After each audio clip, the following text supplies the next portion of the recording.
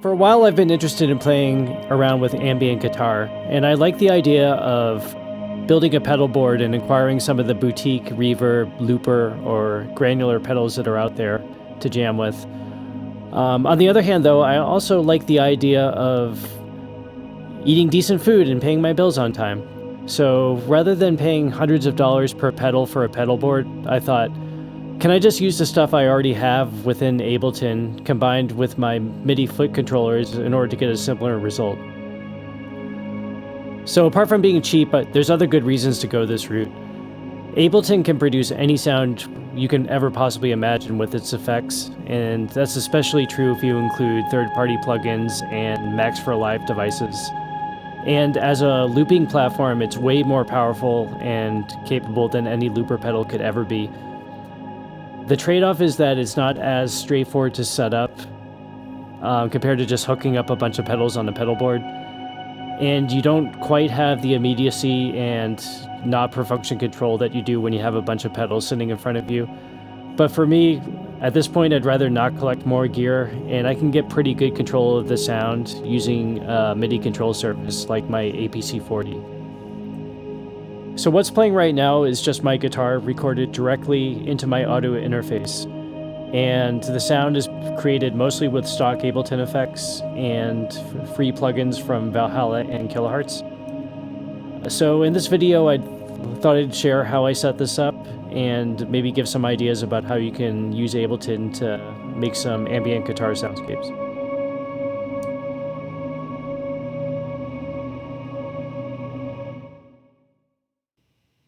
So I think the best way to describe this project is to follow the signal path as if it were a real pedal board. So just starting from track 1, it gets its input from my audio interface on channel 2 here, which is my guitar, just going straight into it. And all this channel has is a tuner, EQ, a compression. It has a guitar pedal distortion effect that I can turn on and off with my MIDI controller, just like that. And it has a utility at the end here where I have my expression pedal mapped to the gain knob here. So I can raise or lower the gain with a pedal here to use it just like a volume pedal. So between the distortion effect and a volume pedal here, I can get kind of nice ambient swells.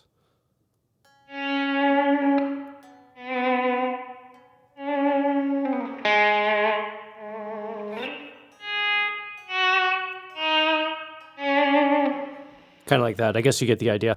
I don't have any reverb or delay applied to my signal yet, so it doesn't sound too exciting.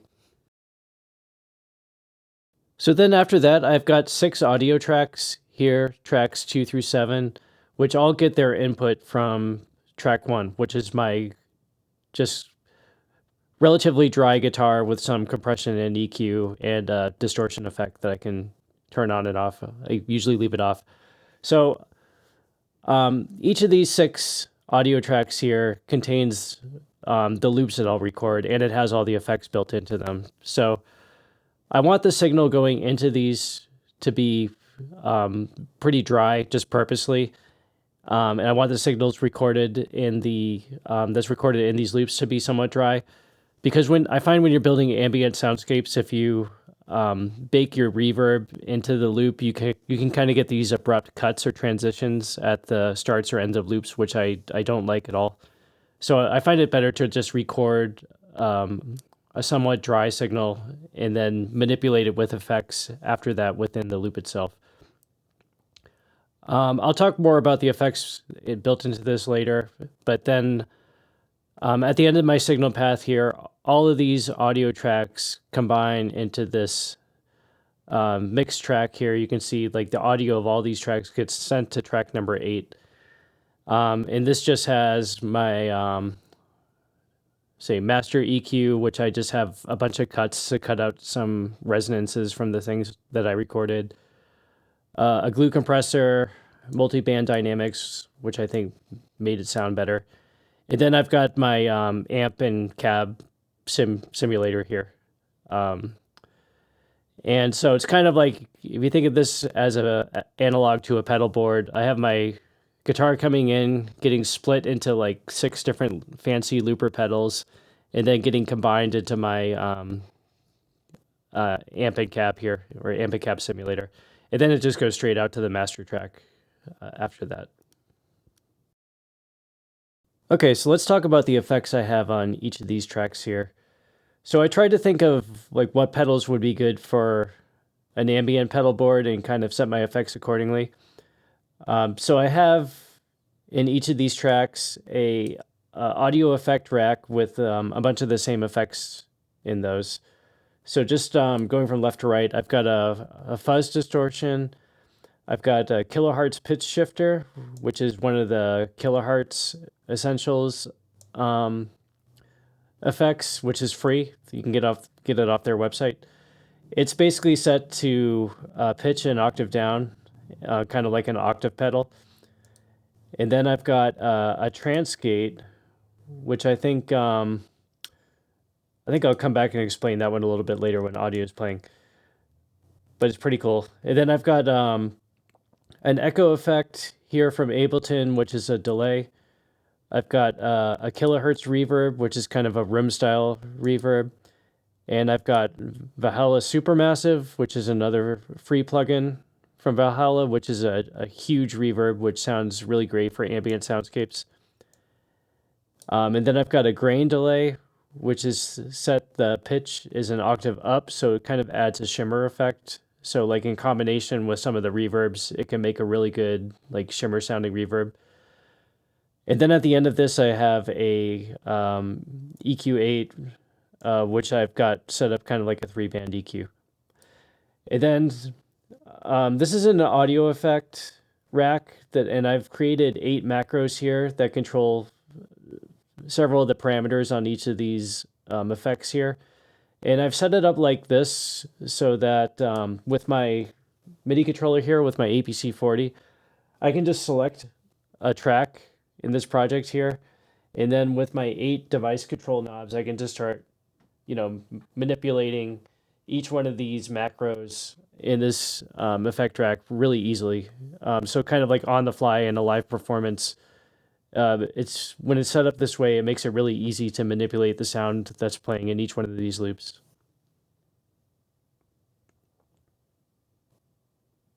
All right, so I recorded 4 guitar loops here on these 4 tracks a little bit earlier. And I guess I'll just demonstrate how this sounds. I'll just play the first track here. All the effects are off, so it's completely dry.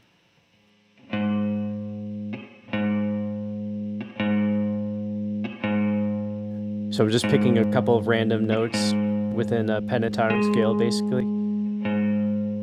And it sounds really boring, as you can probably tell. I think the first effect I'll bring in is the Trance Gate, just to show what that is.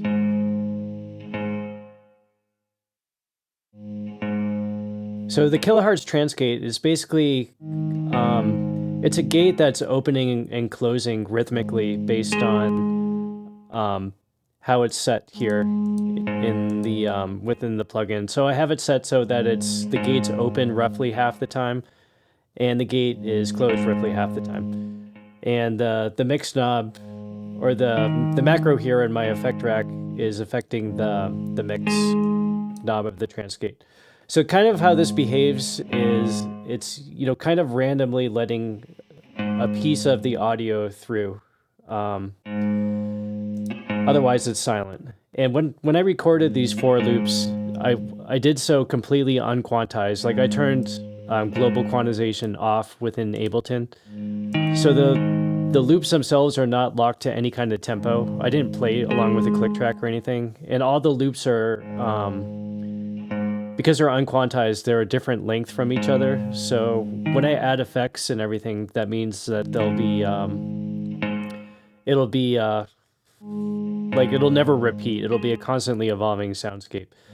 And for the Trance Gate, because the Trance Gate is running locked to the tempo of the project here, it's kind of just randomly letting things through, and it'll never actually repeat.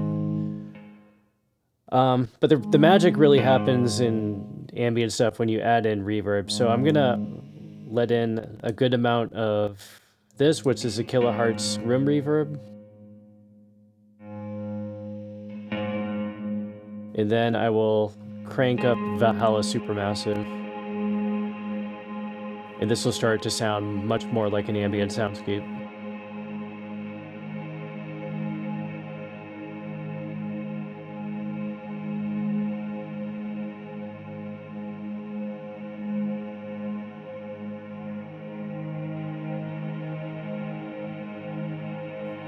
And then from here for this track, I like to bring in my octave mix, which is pitching things an octave down. It kind of like sets a sonic foundation within the lower frequency range for this soundscape.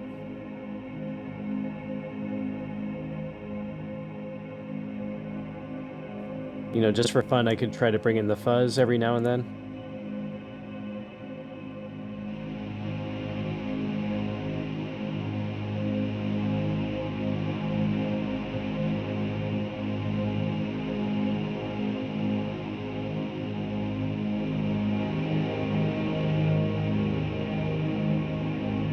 But otherwise, I think I'll leave it off.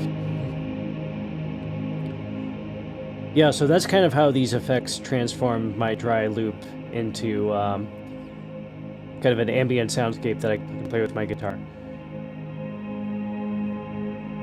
So why don't I start adding my other loops in? Let's just see what happens here. This is also, each one of these other loops are, you know, it's kind of just picking random notes in the pentatonic scale, just on different parts of the fretboard, just so I have, you know, sounds at different octaves to help create a good mix here.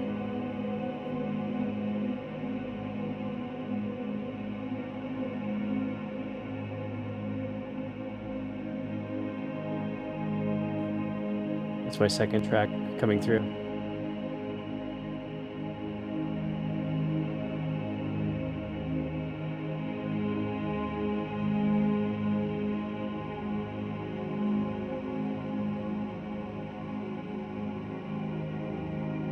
Here's my third.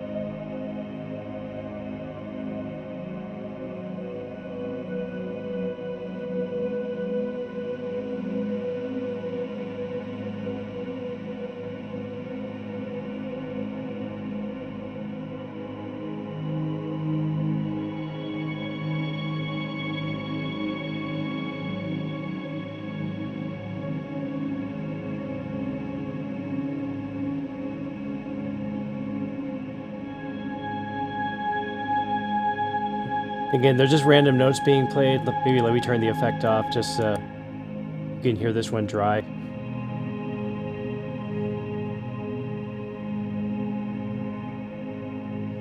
If it actually plays. But yeah, I played, you know, less frequently higher notes up on the fretboard on the third track here.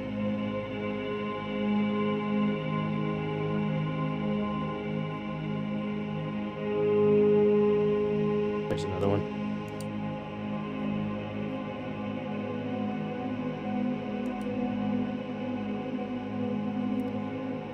Then my last track here, I just played an arpeggio. But it won't sound like that because I've got 100% mix on Supermassive on this track too. So maybe let me turn that down.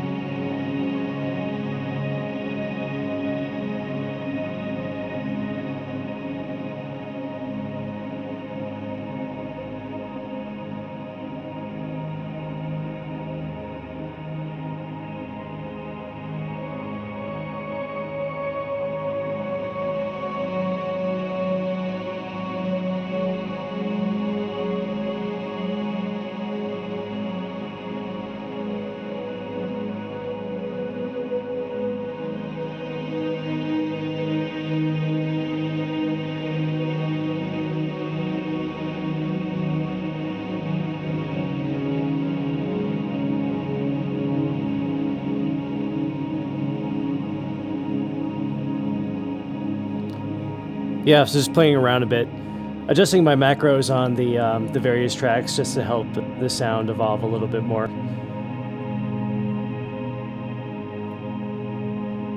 So yeah, that's about it.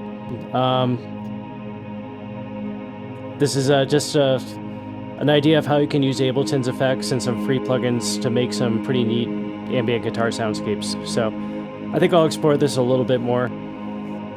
But yeah, it was fun.